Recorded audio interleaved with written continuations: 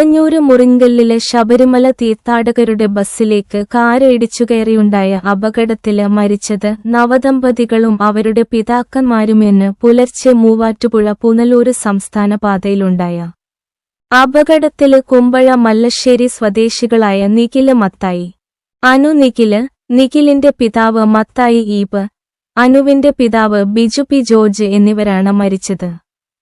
മലേഷ്യയില് honeymoon ആസ്വദിക്കാന് പോയ നിഖിലിനെയും അനുവിനെയും തിരുവനന്തപുരം വിമാനത്താവളത്തില് നിന്ന് വീട്ടിലേക്ക് കൂട്ടിക്കൊണ്ടുവരുന്നതിനിടെയാണ് അപകടം. നവംബർ 30-ന് പൂങ്കാവ് സെന്റ് മേരീസ് മലങ്കര പള്ളിയിൽ വെച്ചായിരുന്നു ഇരുവരുടെയും വിവാഹം. കാനഡയില് ജോലി ചെയ്യുകയായിരുന്നു നിഖില്. വിവാഹം കഴിഞ്ഞ് 2 ദിവസത്തിനു ശേഷമാണ് യാത്ര പുറപ്പെട്ടത്. അമിതവേഗത്തില് എത്തിയ കാര് ബസ്സിലേക്ക് ഇടിച്ചു കയറുകയായിരുന്നു എന്നാണ് പോലീസ് സൂചന നൽകുന്നത്. കാര് ഇടവരെ ഉറങ്ങിപ്പോയതാണ് അപകടകാരണം എന്നാണ് പ്രാഥമിക നിഗമനം. ബിജു ആണ് കാര് ഓടിച്ചിരുന്നത്. നിഖിലിന്റെ പിതാവ് ഈപ്പ് മത്തായി മുൻസീറ്റിലുണ്ടായിരുന്നു. പിന് സീറ്റിലായിരുന്നു നിഖിലും അനുവും.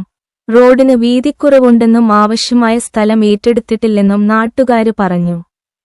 പുനലൂര് മൂവാറ്റുപുഴ റോഡ് നിർമ്മാണം പൂർത്തിയായ ശേഷം നിരന്തരം അപകടം ഉണ്ടാകുന്നതായി പഞ്ചായത്ത് പ്രസിഡന്റ് പറഞ്ഞു.